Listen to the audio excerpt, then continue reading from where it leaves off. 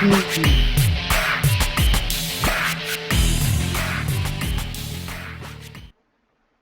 and welcome to this week's episode of Talking Skritt. I'm your host John, better known as Dale around the X-Men, and we have a fantastic show for you. Raids have arrived, new shows from ArenaNet, new Guild Emblems, and so much more. But first, let me introduce you to my fellow host. He is a moderator over at MMO Champion. If I do any more Ryan Reynolds jokes, I'm worried he'll think too much of our friendship. I'm sitting here waiting to hear him say we are just friends. Say hello to Jim. A double this week. Oh my god. Bravo, man. Bravo, Dale. Bravo. Thank you. Thank you. I figured it out and I was like, yes, has to be. A writer for Gamebreaker and a mod over at MMO Champion. She is our fearless guide into the depths of Maguma. Our hero who is always on point. Say hello to Robin. Hey. Yay. And there was a little teaser, but I mean, if you're here for previous shows, you already know who it is. A writer for Gamebreaker. And the answer to the age-old question, how many raid encounters can you bash your head against until insanity kicks in? Say hello to Age. Still saying I'm just really tired. Really tired. I think that's debatable. I'm going to go with 7. I was going to say, didn't you say you just woke up right before your cut? Like, pretty much. But, I mean, little spoiler for this first topic, but you did take down the first boss, correct? Yeah. So congratulations to you, man. But yeah, so basically raids have come to Tyria. If you didn't catch last week's show, we talked about, you know, it leading up to it. Basically, there's pack troops lost in the Spirit Vale. You go in and try to rescue them, and crazy stuff ensues. But so who has gone in it? Not it. Okay, so the two people. I've watched a lot of videos. I watched Age stream it and stuff like that. Unfortunately, I have not been able to get into any so far. But Haven't had time yet, so. So, you know, it'd be the outside looking in, because like I said, I watched a lot, but unfortunately haven't had the experience hands-on. So how far have, well, both Robin and Age gotten? So.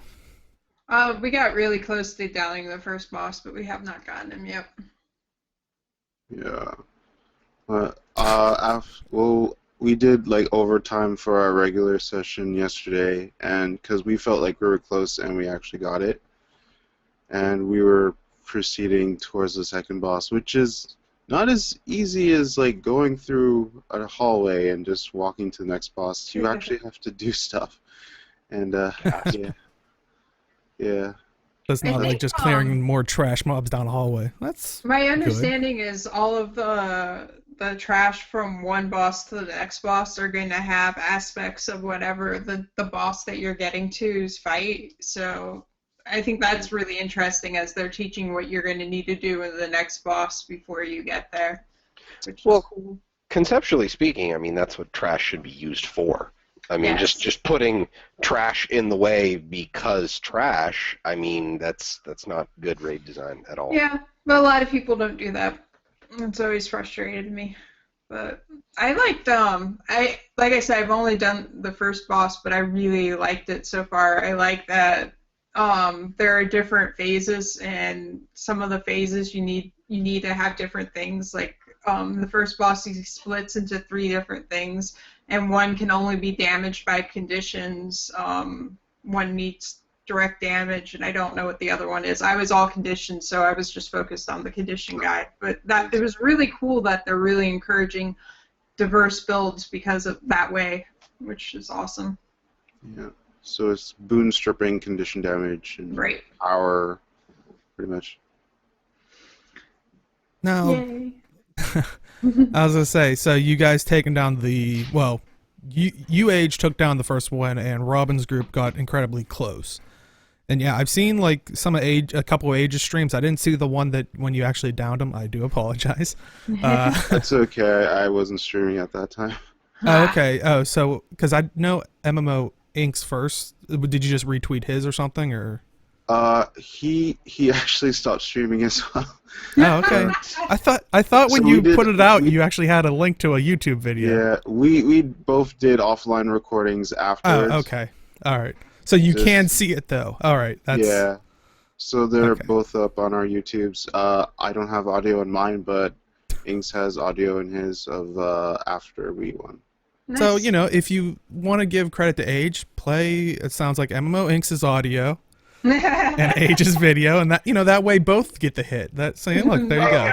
Inks' video at the end is not safe for work, by the way. So Oh yeah, I did remember hearing that's that. important. that's just yeah, Some excited exclamations. pretty much yeah. Look, he can't even repeat like a summary of it, so go That's, and check that out. I was gonna say, with my history and rating in general, I find that is pretty normal for beating a difficult boss for the Yes, first time. yes, it is. I remember when that was something we did when we killed the Lich King back in Wrath Yeah. in World of Warcraft. There was a lot of swearing on the Ventrilo server I ran for us. Yeah, so I can only imagine what it was like, because this stuff sounds like it's a hell of a lot harder than that was. Yeah, you It's, have to be. Oh, It's tuned very, very tightly, which I've been, because I read the forums because I hate myself. You're conditioned Well- because of MMO Champion. Yeah. There's been a lot of feedback about it being too hard and how it's not fair and how there shouldn't be timers on the bosses because that's crap design, and at the end of the day people are just going to bring berserkers and yada yada yada. Arena, don't you change it. Don't you change the thing. It's good. Yeah, I was Good gonna the way say it is. it is definitely very hard. I don't know about the second boss, so I haven't done it. I can't really say if like it's the timer's too tight on that one, but from what I was seeing on the first one, you have to, like I said, you need multiple different builds. You have to have that, or else you just won't get through all the phases. You need everybody to do the max of what they can. So like my group, what we were doing was we got through it and we know what we need to do, so now we just have to focus on maximizing the damage we were doing during it. Like we've learned the fight, we need to focus on executing it now because we're just not doing it fast enough, which is fine. I think it's great, and I feel like the timers are needed because otherwise everybody could just like turtle up and do 15-minute fights. Everybody in Nomad's gear, let's Well, go. But Yeah. what happens when the timer hits? Is it like an enraged timer where this guy gets 1,000% buff increase, or it just one shots everybody, kind of like in, was it He will Dragon hit Stand, way where everybody harder. just dies? Yeah, Okay. like Okay. if you're really close, you might be able to beat him in the rage timer, but it has to be very close because like he just starts offing people after that. See, I've never been a fan of like hard time limits on a fight. Just I like, you know, as the fight progresses, there is a stacking mechanic that, you know, one big, mostly unavoidable attack does increasing damage, and that's what you have to deal with. So I prefer that to hard limits because that means that the people who can push it to X number of stacks above, you know, where most people are dying means that they know how to do stuff to avoid that damage, which I'm Yeah. okay with. But I feel like even then, like people, I don't know. I like the timer because, like, if it was just stacking damage like that, then people would just hear for that, and that would, like, it. I feel like it would discourage the variety of builds you can have the other way with, like, just being a timer. It gives more flexibility of how you go about doing it. Another thing I saw from people were people complaining about on the first boss there's ticking damage that you cannot avoid. There is no avoiding it. And they didn't like that. And my feeling with that is that encourages you just to have a healer. Like we had a druid in our group, Yeah. which was awesome, and they were doing a great job with it. And like I felt like you didn't really need much else. So I don't know. I feel like they're really well done at this point, and if they make any changes, that should be really small tweaks. But I hope they don't make any huge changes anytime soon. And Yeah, because I don't want to make it too dramatic. Because like I think Colin even said this in I think it was one of the packs where when they were talking about raids, he was like, they want it to be challenging even years down the road. Yeah. Or like Yeah, they even don't now, want them to become oh gosh. They want it to always be relevant. That even if like years from now you say you went back and you did this raid, it still would matter. Which was kind of, I think, in Guild Wars 1, there were certain campaigns or whatever you could do. They even like year or two after it came out, if you did it, it still was saying something that you managed to do it. So yeah, I think like that's what they're going for. Yeah, in Guild Wars 1, if you still had obsidian armor, it still meant, I mean, granted, there were like people that sold runs, but you were still paying through the nose for that. Yeah. But it's Either still A, you're rich, kinda, or B, you're skilled.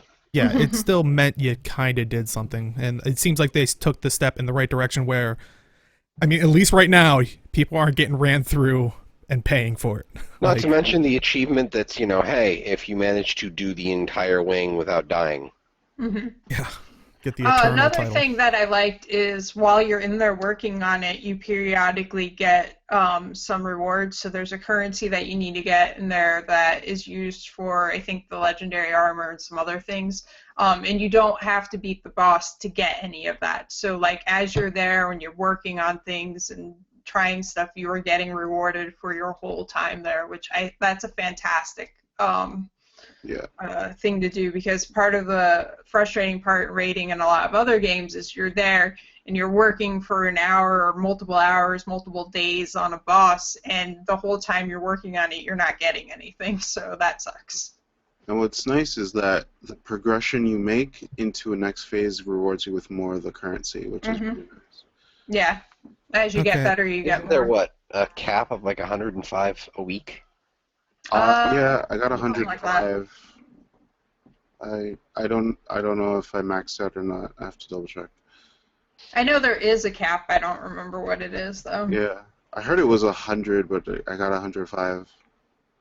Yeah. The other thing I saw on the forums that I felt like I should mention was there were some complaints about how everybody paid the same price for Heart of Thorns, and it's not fair that some people can't do some of the content in the expansion.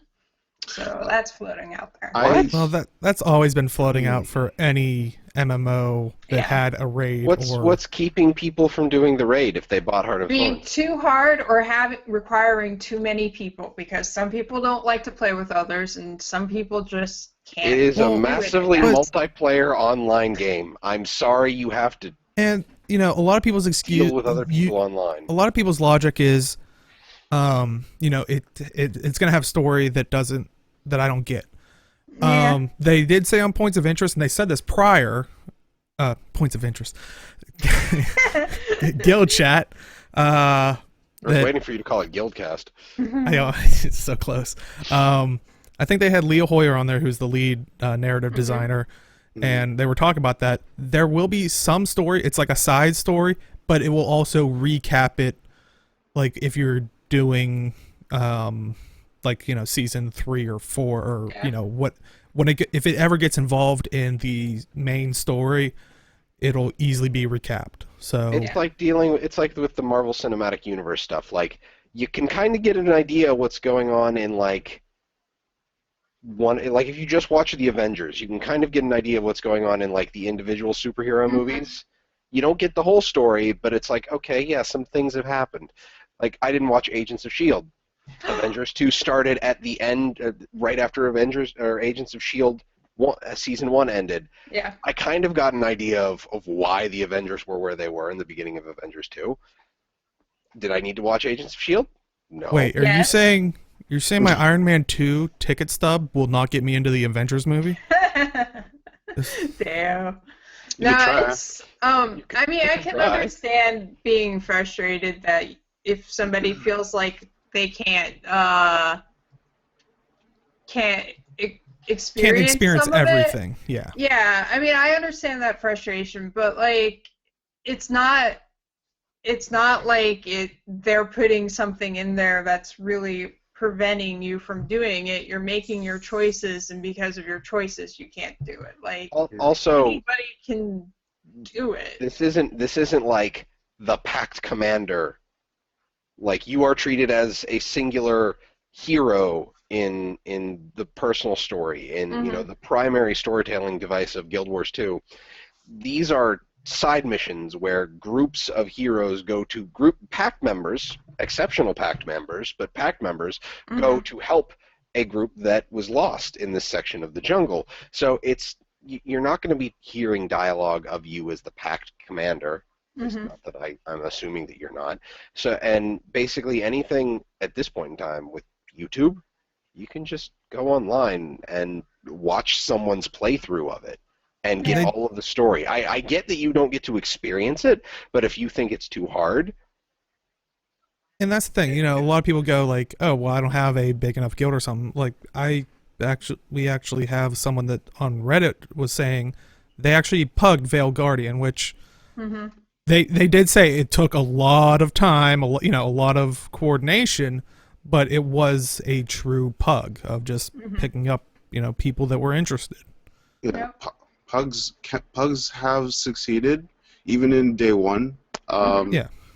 So I would honestly suggest, if you really, really want to get in and try to learn the story or find out about it, I would suggest just trying to pug it. You may not be the best player in the world, but you can learn the mechanics and you could slowly get better and better, and that's what raiding is about mostly. Yep. Well, I think also some of the issue for some people will be like, I feel like going into the raid, you're going to have to be kind of flexible on what your build is and how you work depending on who else you're with. So that's another thing that people should really, like, if you have the opinion that you play only this way and that's all you want to play, that's great, but it may be harder for you to find a group because they may not need that thing that you're doing because they may have other people doing it or something. Yeah. So if you're like, if you don't really want to change your build, I would definitely recommend a group of friends or a guild, because I think they'd be like, hey, maybe we'll help you get the armor, or they may be more willing to help you try to change and teach you this, whereas a pug group probably doesn't want to hold your hand through, like, they're going to be less likely, at least. Not to mention, I mean, we've heard this even in open world content, ArenaNet, during Scarlet's attack on Lion's Arch is, oh, it's too hard, it's too hard. And barring, like, bugs that literally made it unbeatable in the first day or two of patch content, it took a few days and people understood what the hell they needed to do. And it was the same thing with Vinerath when it first came out. Vinerath was the same thing, and people were like, oh my god, this is so hard, but once you figure it out, and the same thing with the meta events in the zones, like everybody was like, holy shit, but once they figured it out, it's doable. Though to be fair, Tangled Depths is still pretty elusive. Well, yeah, that's just getting people in the zone, I think, is the problem there. But that too, yeah. The other thing is like, there's nothing wrong about having really challenging, hard content. And like, there are things that I know I won't be able to do. That's the way it is in a lot of games that I play. But it's good to have challenging content to reach for and to work for and to like have as a thing there. Like, that's not a bad thing. That's why a lot of achievement, like meta achievements, only like they have like a X requirement to finish them, and then there's like X plus 5. So like you're not completely locked out of finishing the meta achievement, because meta achievements are what, like sometimes upwards of 20, 30 achievement points. Yeah. So you're not completely locked out of them because you have more than enough achievements to complete that one meta. It's you have to pick and choose what you know you can do, and what you know is with what is within your ability as a player to grow in to be able to do. Well, I want them all. I would say that's a fine goal. Like, this kind of happened with Age on his stream, and I don't know if it happened with anybody in your group, Arlie, but I know Age, the first couple nights you were running with your thief, and it just wasn't cutting it, like for the roles that you were being put in, at least. And then you switched to your warrior, I believe, yeah. So the thing is, our tank couldn't make it for the first day it was open, so I ran a tank Condi Thief, which is a terrible idea. Do not do it, please. You move around too much so that your DPS can't land damage. It's just not ideal. What weapons would you even use for that? I use double dagger and I just dodge, but I try to dodge in small circles. But What class were you playing when you went? Thief. You were a thief. Okay, I did on my Tempest. So Yeah. it was a bird build. So yeah, that didn't work out. So we were just honestly just learning the mechanics at that point. Okay, so were you tank the whole time technically throughout that, even when you switched to your warrior? Because then that makes a little bit more sense. But when so our tank came in and he was a tank engineer with a bit of Condi, and I switched to DPS warrior. And so our first night we realized we didn't have enough DPS, so I did like number crunching and stuff. And side note, I haven't done number crunching for a game in a while, so thank you for that. So yeah, I number crunched on how to maximize my damage, how to maximize my break bar breaking, and things like that. And so we actually got our DPS to a good limit. So what we need to do is work on the mechanics. And just for the raid, you do have room for error. I know some people got teleported at times, and we didn't miss the green spots when we actually beat it. And even with the errors, we got the kill like within 1 second of enrage. Nice. So yeah. So I mean, you kind of hit upon it. Like, how do you guys feel about this kind of being for min-maxers? I mean, it's more, well, I don't think it would necessarily. So the thing is with being min-maxers, you figuring stuff out. Once people start really thinking about it and looking at it, the information's going to be out there and it's going to be easier. And like, I feel like there's so much variety in the builds that what you can do that you could always look at what the min-maxers do and figure out, like, you may not need to necessarily do exactly that, but maybe something close to it, or like you can adapt it for whatever your group is too. I mean, and that's just the natural thing of any rating. Like, there will always be that. The problem will be with how people approach that and think about it. Yeah. It's an expression of skill. I mean, and I know people say, oh, you're just fighting pre-programmed dragons. I've seen that thrown around on forums a lot. Yep. In a game like Guild Wars 2 with the action combat system, things are a little less formulaic. I mean, heck, I saw videos of an elementalist, an Oromancer Tempest tanking, and that's fantastic. Like, what other game could you have a light armor class tanking? I mean, really, it's always the plate wearers that tank. So, yay! And it just, if you build for it, you can tank, and that's fantastic. I'm honestly I'd kind of like to try like a vampirism-based necro tank, because it's like, hey, you get 2 health bars alongside all of your armor and vitality and toughness and minions. Yeah, it's definitely going to be interesting. And I mean, do you think it still holds true to like, I'm going to go a little bit back to the MMO manifesto, like, oh god, but in the sense that you can take your profession, but you're probably going to have to change up your traits and whatnot to accommodate. Could you take your profession you feel comfortable with and go outside the comfort zone, but still stay in your profession? Well, that depends on your profession, I would say. So, for example, warriors can't heal. I'm sorry. They just but can't. The banners. No.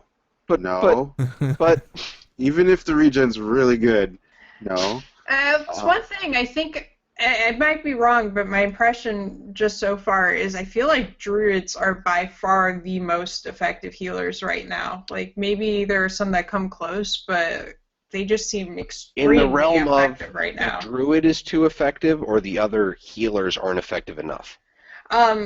I feel like the druid is in a good spot. Like, I wouldn't want to nerf it. Like, I don't feel like it's too much, but like everybody else feels less than them, and I don't know if maybe like we need to have some of the other classes scale with healing power better, or what needs to happen there to fix The only it. other like truly dedicated like healer set of skills I think is Ventari. Yeah. Yeah, so I would say mean, your top it's- three Oh, would go ahead. be. Sorry, I was just gonna say your top three would probably Druid, Tempest, and Revenant with Ventari. And the thing is like Revenant and Elementalists, their support specs, like Druid is healing. Mhm. Like that is their box. That is Yep. what they're designed to do. They've got some damage, a little bit of utility, but it's pretty much like, here, have some healing. The Tempest and the Revenant are both designed to bring stuff plus healing. Mhm. So Well, I the other think that's was like I said, I was a burn build Tempest when I was in there, but I was also using rebound pretty much on cooldown, which was effective in its own way in helping people out and doing things there. So it's nice that even as a pretty much DPS focus, I could still do other things to help people survive and whatnot. I like chat saying that, like, but shouts heal. I can just imagine a warrior going, "Feel better." Stop being in pain. cheerleaders. If we but- wipe, you're gonna live in a van down by the river. Now get back in there. Anyway, Well, okay, I'll explain real quick. So, with warriors, their range DPS would not be sufficient enough as, let's say, a greatsword. Greatsword is the highest DPS that a warrior has, in my opinion. Mm-hmm. So you have to be melee most of the time. You could bring shouts, I guess, but if you're going to be DPSing, if you're going to be DPSing, you want to do damage. I know you're Generally joking, speaking, but I'm taking it seriously. it's okay, but it's okay that a warrior can't bring heals. I mean, they can bring some splash healing that can be helpful, but it's okay that they don't, because they've got a lot of buffs with the shouts again. They've got a lot of buffs with the banners, and they've also got a lot of CC and a lot of damage. So yeah, and like 2 what of chat, 3 of support control damage, that's cool. Like, that's yeah, good like what design. chat is saying. Some classes can be more flexible and bounce around a lot more easier than most others. Age is still in number crunch mindset. I am. But yeah, and a lot of that number crunching was fine tuned because they had raid testing, and something interesting kind of came from that. Oh boy. Yeah, D&T, Death and Taxes. If you don't know who they are, they're kind of a more big community. They're pretty big raiders in other games, and I think they were probably looking forward to raiding here. I mean, why not? And I think early, like a month ago, I believe it was Gail said that they were, them and I'm forgetting the other group. I think it was Attuned or Attunement. Something like or, that. There's an A. It's like, Yeah. But they were there to raid test, Yeah, like it was some Attunement. members of the guilds. Not all the members, so yeah. that's important to note. It's not every member of each of the guilds. Okay, yeah, chat's saying it was ATT, which I think is Attuned. Or, Yeah, I just checked the first okay. post of the thread. It's attuned. And, you know, they said they were on under NDA for that. Well, come launch, I guess some people of DNT, I know there was tweets about it where they were saying like hashtag first, like they took down the boss and finished it. And I think it was like a hashtag first with like little things of salt. But I think what really struck them was they kind of said like, oh, we cleared it out in 15 minutes. Okay, we're going to go do something else. And, you know, that kind of and the biggest thing was I think it was Mark Katzbach, Forum Communications. He actually addressed this, and I think the biggest issue was they didn't specify that they were in the test for that. Yeah. So they made it sound like, for anybody who wasn't aware, because not everybody reads the forums, they made it sound like, hey, it launched, and in 15 minutes we were able to figure out everything and get through it. Yeah, Which is which a problem.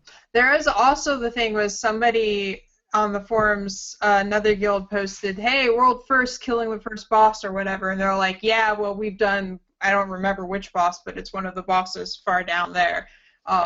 And that is just bad behavior in general, and that was another problem that they didn't like because they don't, ArenaNet doesn't want to promote that kind of, like, they're fine with people keeping track of world first and having a little bit of competition with it, but they don't want to promote, like, a real antagonizer, like, you suck because we've done this kind of mentality, and that's kind of what they were bringing up. yeah, and that was their reasoning for, like, I don't think they banned anybody. They just removed them from the raid testing. So they still play the game. It's just they won't be allowed to raid test on the test servers that, But I think the official quote was, upon public release of our first raid wing today, DNT decided to go against the spirit of our relationship by promoting the speed with which they completed the raid wing without ensuring that those reading their comments were fully aware of the fact that they have been given early access. In taking that approach, DNT showed that they do not fully respect everyone in our community and that this is something that we take extremely seriously.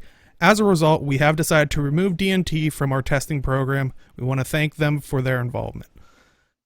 Now, and a lot of people afterwards were saying, like, interestingly enough, saying, like, it's rude that you called out and unprofessional that you called out DNT. Now, granted, that is the important part, is it was only certain members of DNT in there, but a lot of times, companies will get the help of a kind of whole guild. Like, they'll go to the guild community if it's a bigger community that's well known for that stuff. So I think they were just referring to DNT as a whole in that sense, and not saying everybody in this guild is horrible. Like, I don't think they were saying that. The other thing to be aware of is when you signed an agreement when you joined the raid testing, and you agree that you will be responsible, the entire guild will be responsible for what any one of your testers says, what any member, like, doesn't matter if it was just one or two people, any of them, you're culpable for all of it. So just by having those people do it, that's why they responded that way, because they all agreed that they would all be responsible for it. Okay, so. And I heard that some of the members actually begged and pleaded not to post anything, and some of the people who were managing the Twitter or something just did it anyways. It's basically a couple of people ruined it for a lot of people, which really sucks. Which is usually the case in these situations, but yeah, it does suck, and we do apologize for the DNT members that didn't do anything. Like, yeah. I mean, that's... I would have been so stabby if I was one of those people. There's gonna be. There you go. Get Arlie and DNT. She'll take them out for you. What was that?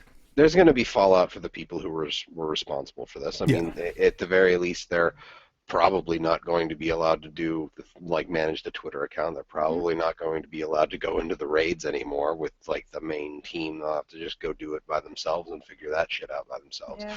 So, I mean, I'm happy. I'm happy that ArenaNet did this, because if they just came out and said, "Oh yeah, it was super easy. We did it in 15 minutes," there would be hundreds of people on the forums saying, "Oh my God, ArenaNet, you were supposed to give us hard content, and you gave us this stupid easy bullshit. Somebody cleared it in 15 minutes." Yeah. That's a problem, because then people say, well, somebody said they cleared it in 15 minutes, and then it becomes word of mouth, and on the internet that spreads. And then it becomes fact just by the sheer fact that so many people are saying it, even if it never actually happened. Yep. The other thing is, it shows that ArenaNet is very serious, that when you make these agreements, they will hold you to it, and you really need to, like, be on top of your people, and everybody who agrees to it needs to understand what that means. Like, they even so much, I think, at least my understanding of it is that the people who test it, they're not even allowed really to help people on live once it comes out figuring out the strats. Like, they can be there and doing it, but, like, they can't be like, all right, this is how you need to do it or whatever,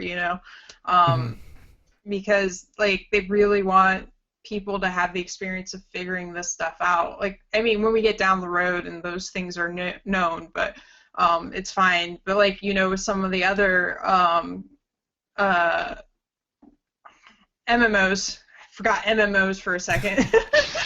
My brain was like, you know, some of the other MMOs, like as soon as something goes live, there's guides for the raids because, you know, there's people in their testing and they're allowed to do that. ArenaNet doesn't want that. They want people to have the chance. For the people who enjoy figuring things out and learning, they want them to have the chance of that without the information just automatically being out there, which is fantastic. I really like that because I am one of those people. I like to figure out how to do things. I don't necessarily like just looking at a guide and being like, all right, it's easy, whatever. You're holding a book in your one hand going, okay, I step left now. Yeah. Okay. But on the other hand, for people who want to have the information and want a guide to find out and know everything going into it, you know, that will get there. It will get there. It just won't be right away instant, which I feel like is a really good place to be. I'm really happy with it. The other thing with it is it feels like I'm throwing WoW up here again because it's the one I have the most experience with. The PTR for World of Warcraft, it feels like, and even for their betas, for their expansions, it feels like the content is already like known when the game or the patches come out. So when they actually come out, it's like, okay, we just have to go do the stuff that we've been doing on the PTR for like the past 3 weeks, and then we're done. You might have to tweak a little, but that's about it. Like the numbers might be a little different, but it's like, what's it matter? We already know how to do this. With stuff that's locked behind NDA, I actually like the idea of having to, like, I didn't look into anything for Aetherpath the first time I actually seriously went through Aetherpath. And figuring out, hey, those holographic generators, 1, take 0 damage, nigh 0 damage from direct attacks. 2, those guys, the holograms explode. Let's pull them near the hologram generator and make them explode. Oh, hey, look, the hologram generator is dead. Yeah. That's the kind of stuff that, like I was talking about earlier, is raid trash teaches mechanics. That's how you learn, and that's cool. Like, being able to build stuff up like that and then execute it. Yeah, there's a sense of, they preserve a sense of discovery, which is awesome. Makes the sense of accomplishment a hell of a lot better. Like, I'm sure Age can attest that when they actually finished that, it probably felt freaking awesome. Well, and that's, I think, why he said MMO Inks' video at the end is not safe for work. Yeah, it was amazing. Maybe that's why his has no audio. He's like, oh, I can't put that out. No, I feel so bad because I really wanted that. But.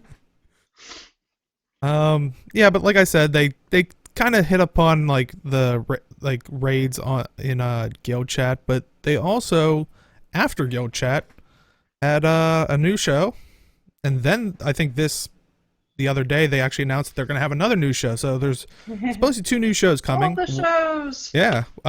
One is called On Point. It's after Guild Chat on Fridays. It's a PvP based show hosted by Jebro and Hurix. Did I say that right? I don't know. People are smiling at me. Okay. I'm just. It was just the slight pause you had before you said it. That's why I was giggling.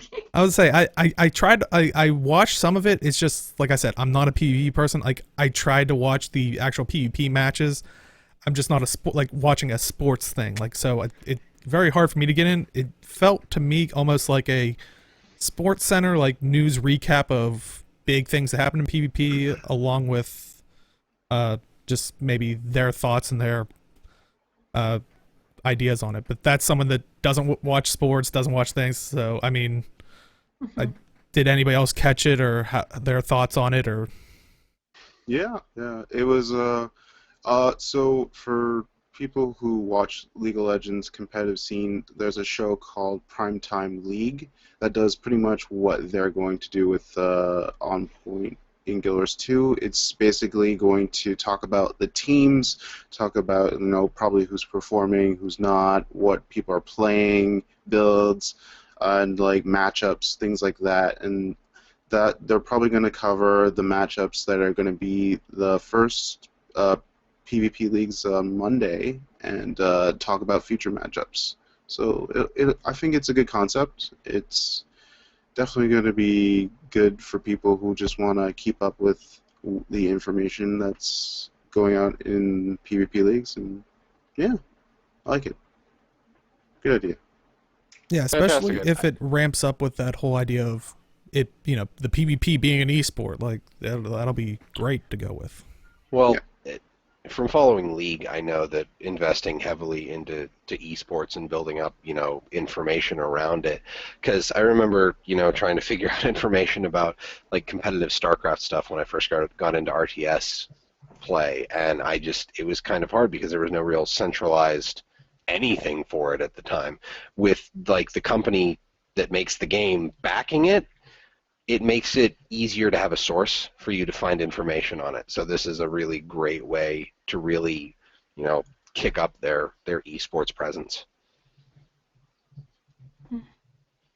Well, I mean, like, but I think you started to hit upon age. Like they talked about, like the past, like pre-tournament or what, like the semifinals or I don't know what it was even called. Like we talked about it on the show previous weeks, but. Yeah, so they held a qualifier just to see the 4 teams for each region, that's NA and EU, to get into the top 4 teams that won that went into PvP leagues. The other 4 teams have already qualified due to participating in past big tourneys like W2S and things like that. Okay, so any upsets or was it pretty like the ones that... In NA, actually, Radioactive did not qualify, which is actually a little surprising for me. But I heard they've been not performing as well as of late. I'm not sure. I think it's just because of the some team members switching out okay. here and there. But yeah. Well, I don't really know much about the teams just yet. That's why I'm actually really excited to. Outside of like the main ones like Abjurd, Orange Logo, things like that. I feel like it's getting more teams in general involved, which is good. Like there's more variety now.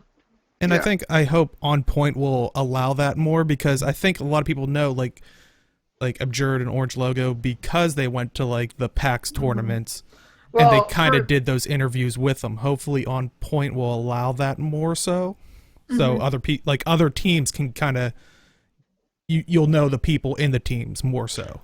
Well, the other thing is, for a long while, like Abjurd has been pretty much the only North American team. Like there have been other teams, obviously, they play against them, but there's not been really very many close to them at all. And I feel like with their new system and the new way of doing things, it might help to get more competition in there, which would be fantastic. So what you're saying is, at the moment, it's Abjurd and teams that are not Abjurd. It's pretty much Abjurd, and then, yeah, for the most part. Well, there's like 1 or 2 teams I think that could rival Abjurd. I just really want to see who's going to take the first game off Abjurd. That'll be interesting to see. Yeah. Well, we're not at the tournament, so no, it's not going to happen this time. We need to make a guild team and get going. Yeah. You Come know, on. Like, oh my god. Deo knows the rules that I set for it, so. I just have really? one question. How do you There's get into rules? PvP? gosh. Listen.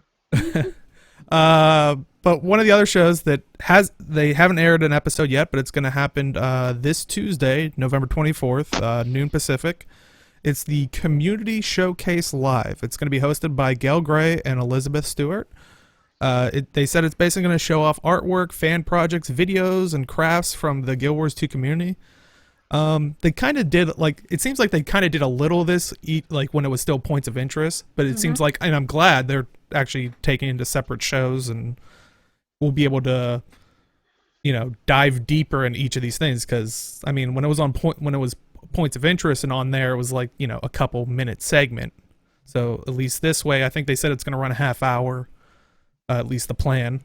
So definitely going to be more interesting, and hopefully I can't wait to see some of the stuff that the Guild Wars 2 community does. I mean, There's some amazing things out there. Like, yeah. I've been following what is it, Guild Wars 2 fan art or something on Twitter or something like that. Oh yeah. And geez, some like you'll never see me up there. I'm just gonna say that. Yeah, you won't see me doing any artwork for that either. I can give you stick figures, which I guess might work for Sylvari, but I liked it. We need a soundboard. Wah, wah, wah. oh come on, at least you all at least chuckled. Give me I a was gonna break. say it's right up there with a lot of yours, Deo. So. Well, you didn't have to insult him like that. Jeez, I wasn't even that mean. But yeah, Ouch. I'm really impressed with a lot of the art that comes out around the Guild Wars 2 community. It's really very impressive to see people just being able to put that much detail into some of the works. Yeah, even chat's agreeing with you, so whatever. Thanks, Tavik. I mean, is there any other show type that you would like to see? I Like, want to see a show about how they do the sound effects and the voiceovers and all of that stuff, because I feel like there's enough of that going on and we don't know about a lot, that there's so many topics they could cover that would be really interesting. That might not be good as like a regularly Maybe not like occurring weekly, but like monthly. monthly, or to be like able to you do know that. they throw together an episode irregularly and just present it as like a YouTube video, not so much as a stream kind of deal, because that kind of thing it's better represented by having like set up with interviews and stuff with like the people doing like the sound director, and then the musicians doing stuff. So it might not be for the best as a streamed show. I feel I like could it would work well. I can see what you mean by like it being recorded, because it's like, I mean, they did that with when they had it on. I think it was still Points of Interest at the time, so I'm Yep, not wrong yet. It was Points of Interest. When they had the sound effects guys, Mm-hmm. and they would be cutting to a lot of videos. So Yeah. I think it would probably lend itself better. But yeah, I would like to see that, like, more behind the scenes stuff of how they got this sound effect, or how they thought of this creature, or Just insight into the whole creative process that happens at ArenaNet. Yeah, a show about how the writers' meetings work would be great. Oh God. I want a show where we get to see the I want all table. the secrets. I want a show where we get to see the table Yeah.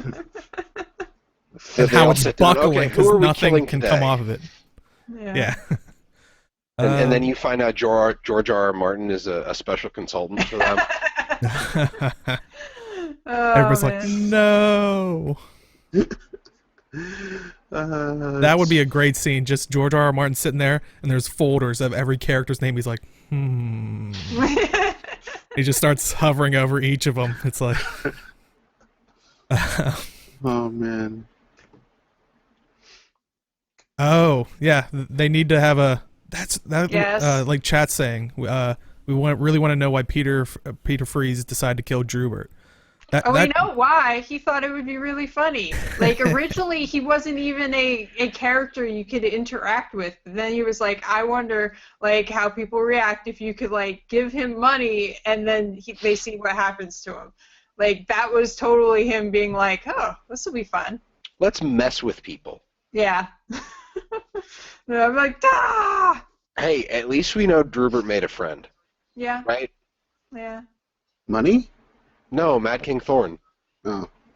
I know he's got all the money and a bunch of candy corn. Yeah. And Yeah, he gets so to much go. candy corn. And he gets to go blow stuff up with Mad King Thorn. Like I gave seriously. him 2,000 candy corn. I was gonna Wait, say, what? with all the candy corn he got, you know how much bags he has, probably. Right. Like he probably is full. He's the guy that has all the stuff for the Mystic Forge. He's the one handing you all that junk. So that's why you should hate Drubert. No, that's Zamaros. Zomros hires him because he has all the bags now, because he has all the 20 slots. They also brought out new Guild Emblems. So Yay! 61 of them. Like, That's a lot of Yeah. guild holy emblems. crap. That was like not only the ones that won, but a lot of additional too. Yeah, and they'll be cycling through there. But did any of them, like, what ones did you like or dislike, or would I you like consider? a lot of them, really. Yeah, would you consider changing any to your guild that you're in, or like one of your second or third guilds, or? Ironically, my other guild, Maven, they actually had a poll for a new guild emblem this week, and I actually missed out on some of these new emblems because I didn't see them, Oh. and now I want to redo it when I Scrap submit the it. original, yeah. Oh, because there's one I found, it was really cool, and it works. It has the same concept that I wanted because it was a raven, but there was a cooler raven. No. There was a cooler raven. Yeah. You don't don't know, want like the they- melting popsicle? No, it kind of looked. It's like the Mockingjay from Hunger Games, but like a hawk, and Okay. it looks really cool. And I'm so sad I missed that. I really like the what looks like a rabbit with wings strapped to his back. That amuses me. I mean, Yeah, I it's like like them. I mean, I've never disliked any of the emblems just flat out, but I felt just, like meh. I felt like a lot of the original ones were kind of like meh. Like there wasn't like a lot of variation with them. At I see least it that felt like lantern to me. right there. They should make That lantern you should be is- able to dye it green. That lantern's I'm sure pretty you can. profound. He's not responding. Darn. See, like that ship, I could. Oh, I get it.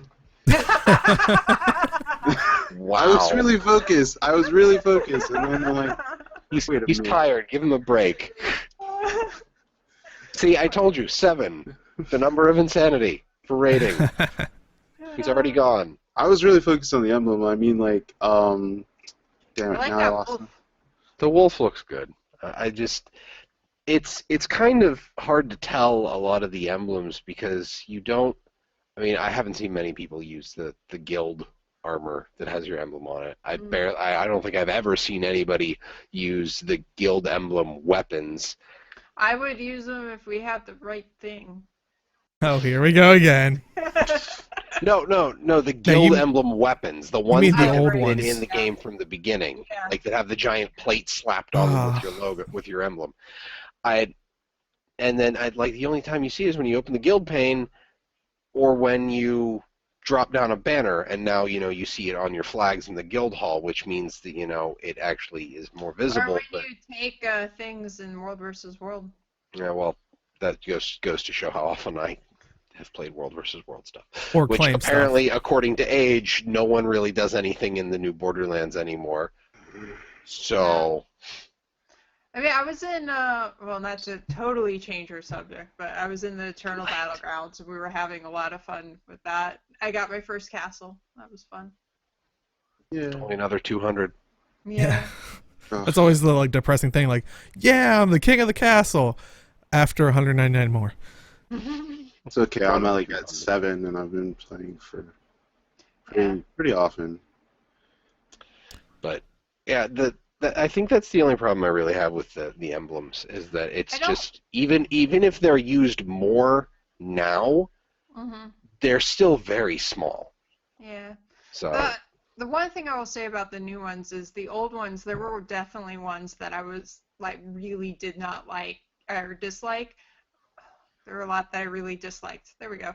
Of the new ones, there aren't any that I'm like, oh, that's awful. Like, I kind of like all of them. I mean, there's some I clearly like more than others, but there aren't any that I'm like, that's an awful thing. And this is important to note, in case anybody's thinking this, these are 61 new ones in addition to the other ones. Like, you're not losing those ones, so don't They worry. didn't Like, take any away. so you sound so disappointed by that. Well, you know. Another new thing that came in this week was the plasma weapons. And basically they cost currently 1 Black Lion ticket, and if you get them from Black Lion chests, or you get Black Lion ticket scraps, combine 10 of the scraps to get 1 ticket. And always thanks to Dolphy for, gathering the weapons, so you don't have to pay for it unless you want to. So what do you guys think of these plasma weapons? Is that a These great are- sword? Yeah, that's Yeah, that's a great sword. That's awesome. And whenever you stow them, What he says. the parts that are floating on the plasma blade collapse. Oh Like, my yeah. god. Oh. And for the it all bows- looks really cool. Yeah, for the bows, the string is the plasma part, like the And yellow apparently has a string. How do really you cool sound roll that? effect. Like, how does that work? You literally go like this. Gloves. Ow. Ooh, ow. Special gloves. Special gloves. Yeah. For all you lady archers out there, wear a vest. Hmm. I don't like them at all. Like, there isn't even a single one of them that I like. I am not a fan. The great sword. No, Well, What? stupid. I'm not a fan of the caps. He loves it, but yeah.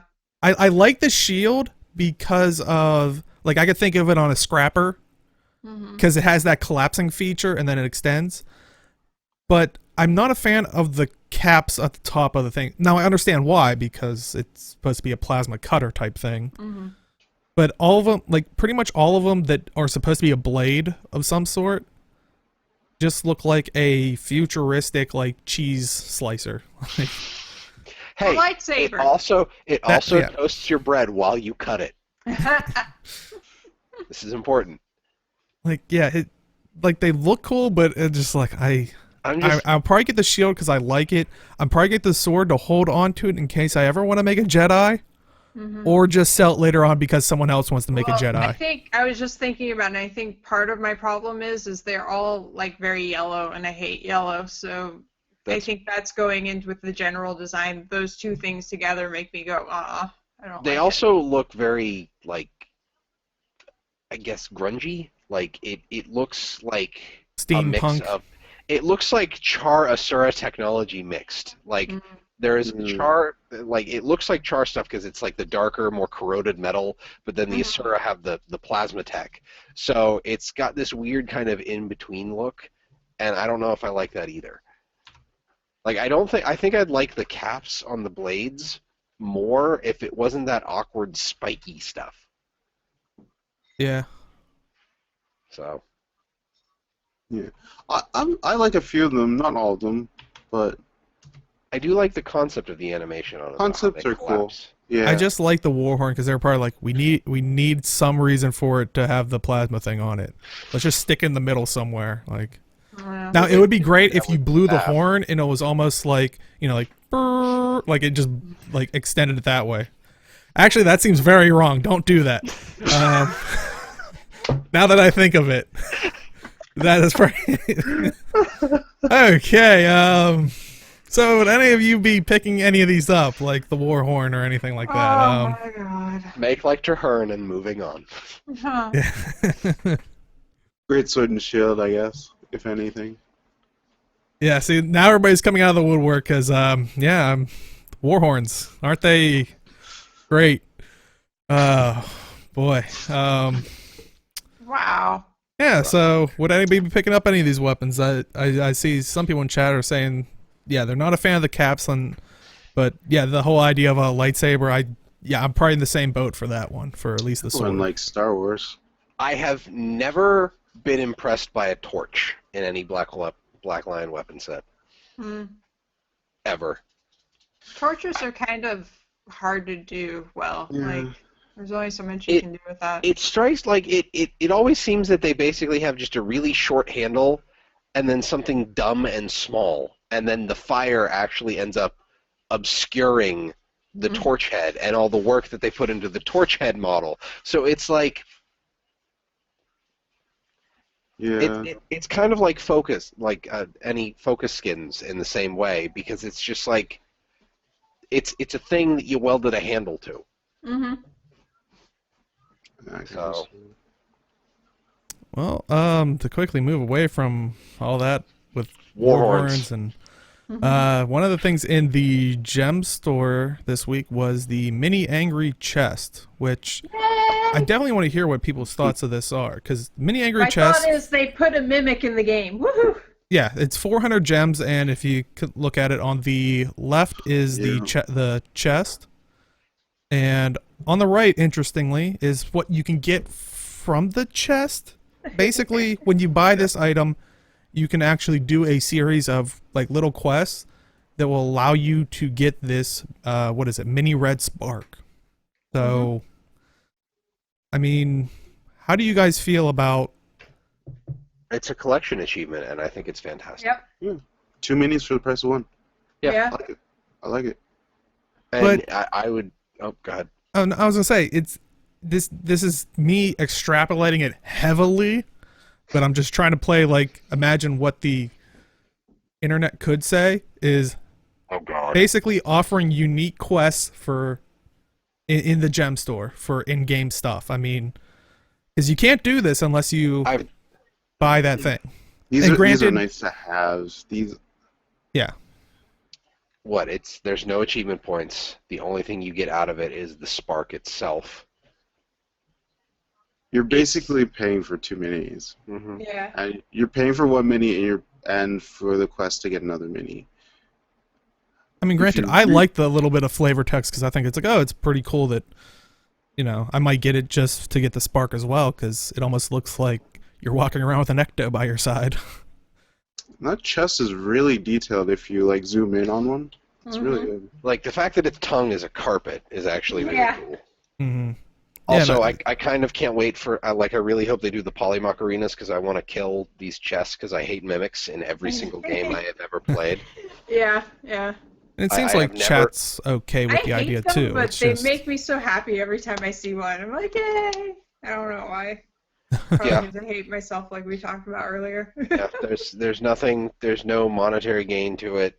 There's no everything here is aesthetic, and it's 2 minis for the price of 1 with a Well, I little mean, bit of extra the only work in thing it. that you get is like if you kill things or whatever along the way of doing whatever, you get some XP. But like, I feel like that's negligible. like I said, I want to pull my, invoke. I'm using the internet legend. I'm invoking it. I mean, this could be Theo a is the slippery revenant slope. of the internet. I'm Yes. scared now.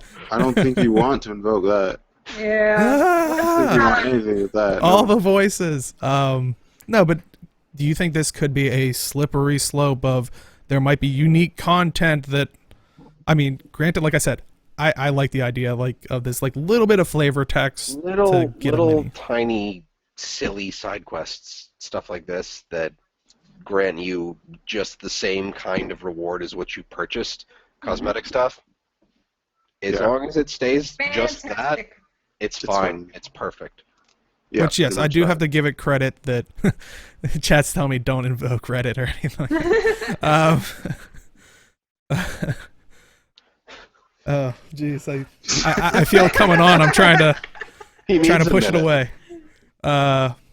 Yeah, I mean, honestly, and that's the one thing I have to give credit to Arena for is they haven't gone that route of putting advantageous items in there. So I'm not worried or anything like that. I would like to see more of them, and then maybe eventually them put out like a, hey, get these as a set that are like a bunch of little mini tiny side quests for X amount of gems after as like a bundle or something down the road. Yeah, get So- like the initial to get the quest starter mini as like a bunch of them in a bundle. Yeah. Yeah, so I think it would be kind of interesting and fun for them to do more of them. I think at this point the only thing that people have mistaken for pay to win in the gem store is boosters. And I was gonna say we don't need to start that debate. Oh, good. It's been 3 years, and I've seen other MMOs that are doing well and have a cash shop, but still start introducing pay to like stuff that is very blatantly pay to win that you can only gain like you gain a numerical advantage over your fellow players through buying this thing, and you can only buy this thing. Other MMOs that were still doing well without that, and that happened way sooner than 3 years. Yeah. ArenaNet hasn't started Or- doing it yet. Or the ability to equip top level gear. Like if you couldn't equip Ascended gear at all unless you bought something from the gem store or something. That sounds like Old Republic. I swear, I wasn't thinking of anything. Just a random example. Just wouldn't happen to be because of that article you wrote about their free to play model at all, huh? No. Hey, to be fair, they liked it. I don't know what you're. I mean, I think that's the problem. Yeah, really. but from in-game swag to once again out-game swag. What was that face for? Out game. I don't know. It's out of the game. Anyways, go ahead. Holiday Quaggan plushie. I knew you should do that. I knew you should do that. It's $30 U.S. denomination. They said limited time only. It stands 12 inches tall, and I think the description is super cuddly, soft, and friendly. Which I'm glad it's friendly because when I give it to my dog as a chew toy, I don't want it to attack back. I don't know that it's dog safe there. I'll keep an eye on them. But I mean, would you guys pick this up? I think we know one response already. The real Quaggan plushie, the real pay to win. Yep, that's. I wouldn't mind one. Well, I mean, hurry up. It is limited time only. I think they said they were going to start shipping them out at the beginning of December. So, like I said, go pick one up for just $30 U.S. denomination. The other thing that's they put up there, and this is all through I Am 8-Bit, which we talked about a couple weeks ago because they had some, profession T-shirts. I think a regular Quaggan plushie. So, if you can't pick this one up, pick up the other one, or pick up both of them. Or just pick up the regular one and put a Santa hat on it. No, because the regular one's blue. This one's green. If you want a blue one. Yeah. Get all the Quaggans. There you go. There's your answer. I expect when we visit for PAX to see these Quaggans there. The other item up was the holiday sweatshirt, which is also Quaggan themed. It comes in both red and green. Which is fantastically hideous. Yeah, it's supposed to be one of those cheesy holiday sweatshirts that no one wants.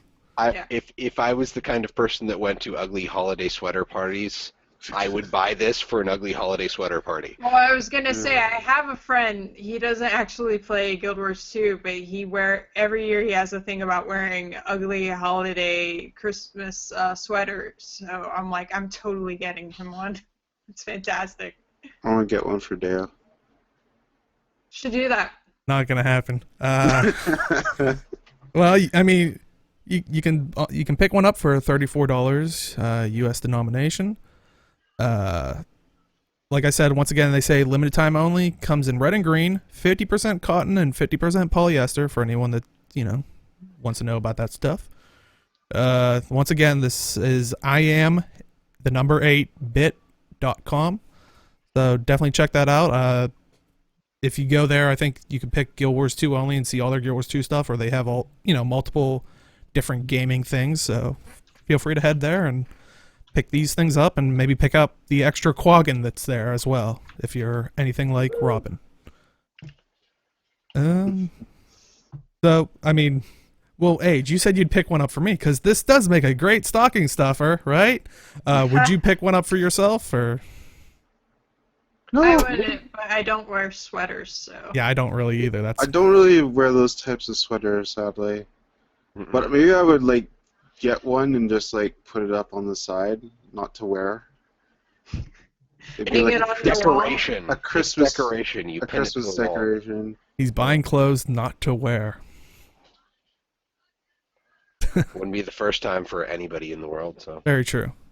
But that's kind of everything that happened this week. Major things. So let's do outros. And Jim, where can you be found? I can be found on Twitter at MouthAnusMMO. And Robin, where can you be found? On Twitter and Twitch at Arlie82, MMORarlie.com, and on GameBreaker.tv. And Age, where can you be found? Twitch, Twitter, YouTube at HNight Road. If you go to my Twitch, there's a whole bunch of links there. And I also uploaded the highlight of my failed Guardian kill, so you can check that out there. But you also put up the successful one, right? So yeah, that's you on can my YouTube. compare. So there you go. Definitely head out and go there. You can find me at simply_Deo on Twitter, a little bit on Twitch, and you can find us here if you're popping in at the end of the show. Just search Talking Skritt on YouTube. We're usually the first one that comes up. If you're watching this one popping at the end, we usually put the show up Sundays at noon Eastern. If you're watching this on YouTube, if you want to check it out live, we got a lot of great people in here. Basically hearing me talk about war horns and all that fun stuff. Just come over to twitch.tv/talkingskrit. We go live every Saturday, 4 p.m. Eastern, 1 p.m. Pacific, and we usually do a pre-show and a little bit of after show and stuff like that. So check us out there, and as always, we will see you in the game. Good night, everybody.